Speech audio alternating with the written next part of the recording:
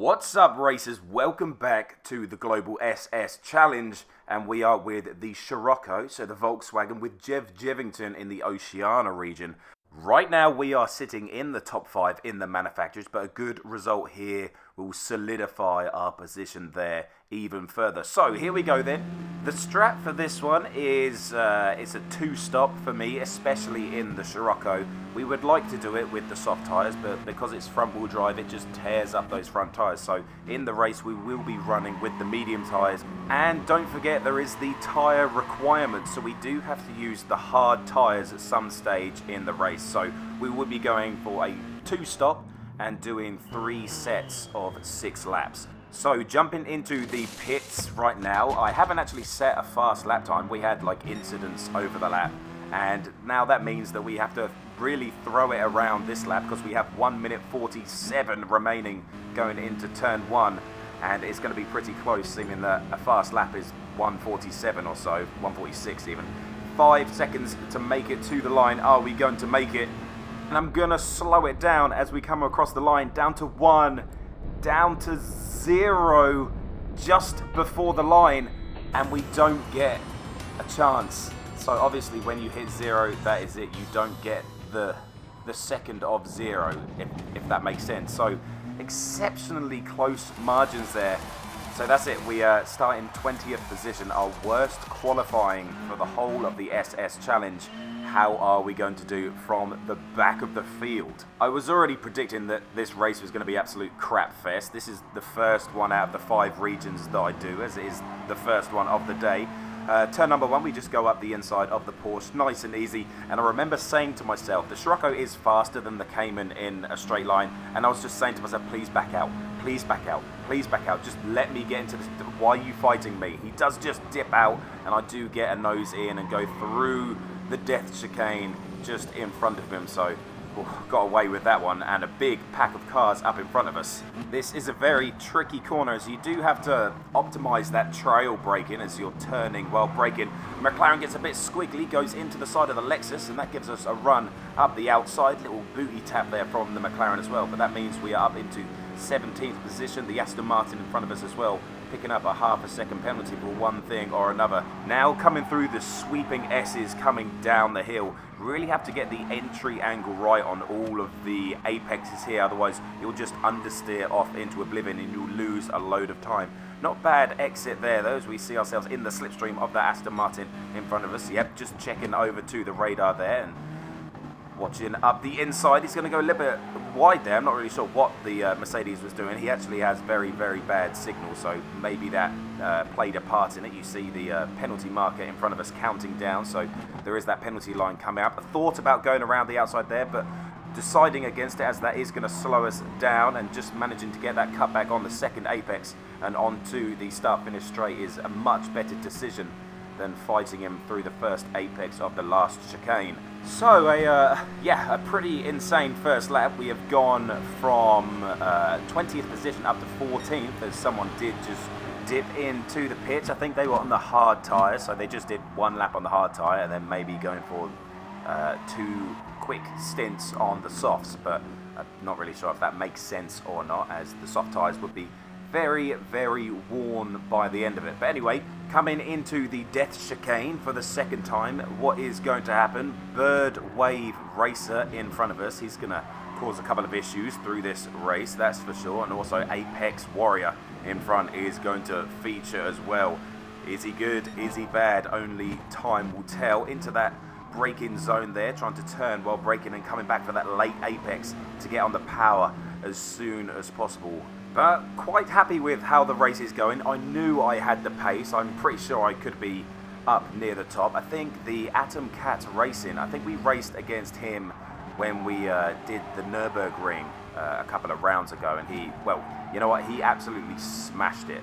I think he won and we came second maybe, but there you go, a little bump in the back from a Bird Wave Racer there, obviously not understanding that he does have brakes and he can slow down and he doesn't need to use me as brakes. Thought I was going to go into the back of Apex Warrior there, so I just sort of dipped to the left just to make sure I didn't go in the back of him.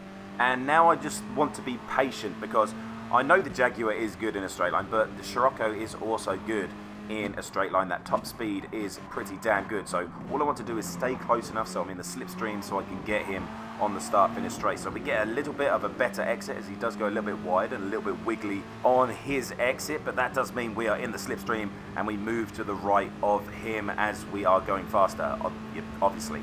I really do like the Scirocco. It's the best front-wheel drive car, I think, to drive. Obviously, it's down to your own opinion, but I really like driving the Scirocco. It's not as rigid as the other cars, and I don't think you get that same kind of insane understeer when you come out of corners, but we do manage to catch up to the cars in front eventually. One of them did pit and now we are behind Nitro in the Mercedes. He goes insanely defensive, so can we go around the outside? Remember, we are on the medium tyre as well, so most of these guys should be on those soft tyres. We do get a good run, manage to hold it around the outside, no contact.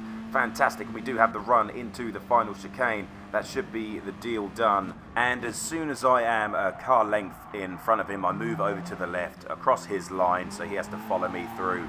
Do go a little bit wide here, a little bit wiggly, but we do manage to keep the power in. And look at that, just in front of us, a big group of cars. That is very good to see. At the end of the straight, he does go for a move, but he goes in way too hot. I read it, and then I manage to set myself up for that cutback, so we get a nicer run out, and he's going to stay back there in 11th position. Now he is fighting with a Birdwave Racer as well. We do manage to catch up with the group at the end of the lap, but we are going to go into the pits. We're going to go for a longer stint on the hard tyres in the middle, so 5 laps on the mediums for the first stint, then we're going to go 10 laps or 9 laps on the hards in the centre, and then back to another 5 lap stint at the end of the race to finish off on those faster sets of tyres. So coming into here though, I'm on the hard tyre here. I forget my braking marker and I just run wide. I use the same braking marker I was using with the medium tyres, and when you switch to that slower set of tyres, it's not going to work. So the McLaren moves up around the outside and we go down to 13th place. We take a couple of positions as people pit in, and we make our first oopsie of the race, going dead into the barrier there, and we just get collected by the W2W driver behind. Obviously a racing incident. I couldn't get out of the way. I had made a mistake, and that was it. Not really anything more to say about that. Couldn't go for the cutback here, didn't have the tyres, didn't have the traction, didn't have the speed, and at the end of lap 11 we see a couple of people dip into the pits for their final set of tyre change. We have one more to go. We're going to go from the hards to the mediums probably at the end of this lap. But before we do that, we want to see if we can catch up to the 2 Mercedes-Benz in front of us. Quite a lot of Mercedes in this race. Obviously it did really well at the World Tour event, so a lot of people are going to be choosing it. The other W2W driver just goes past us nice and easy. Obviously has a, well, 1 faster car, 2 probably a fresher set of tyres as well. But coming through here, he is going to make the mother of all mistakes. Well, you know what? We're talking about fine margins here, but look, where is the contact? Where is the contact with the wall? What the hell, PD? That is an absolute joke. I don't know if it was obviously different on his screen, but from my view, what an absolute joke. And you know what?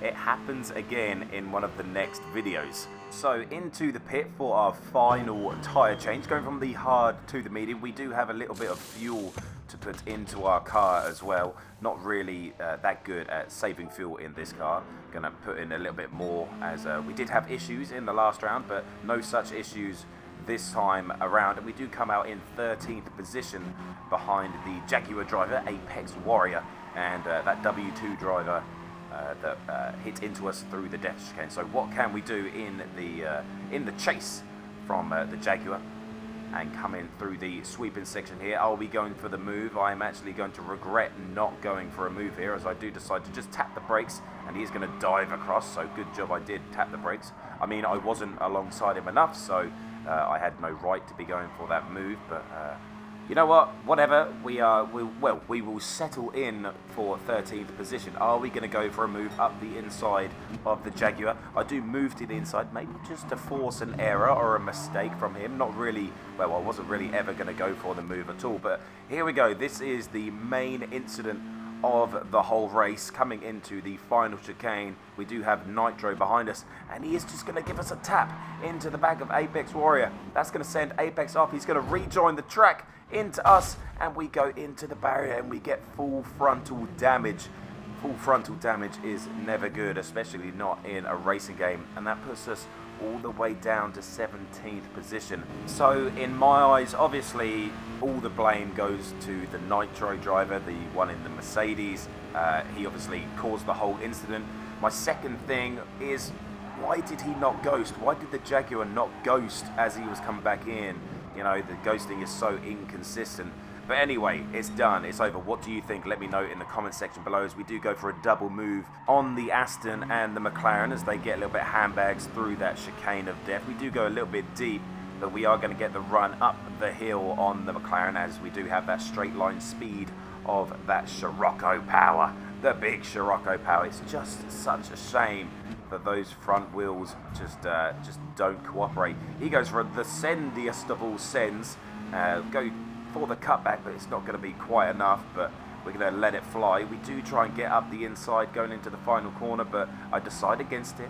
I play the smart play here, as we are faster in a straight line, so I'm just going to wait for the start finish straight. He actually goes off, and that gives us the position, so maybe a little bit of karma there, whatever, but we are behind Nitro.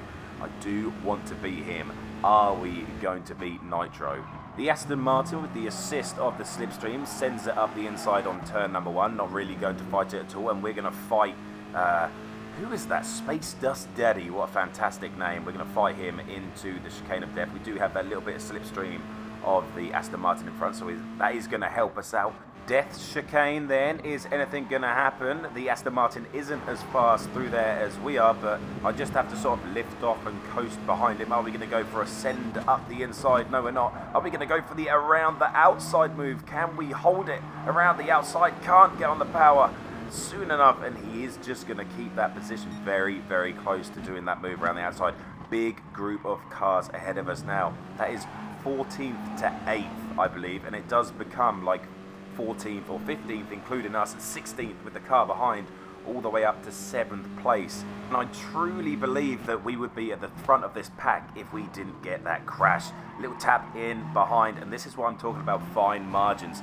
Because the W2 driver went wide on the first apex of the last chicane, that compromised his second apex coming out of the corner. That meant he was going slow, which messed up our exit.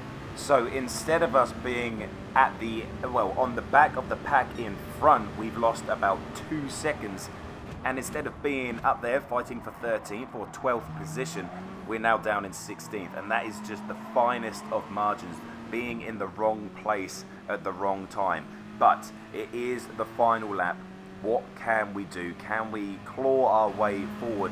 And actually, I think I've driven pretty darn well through the whole of this race. We had this one mistake as we came through here, and we got a bit of damage.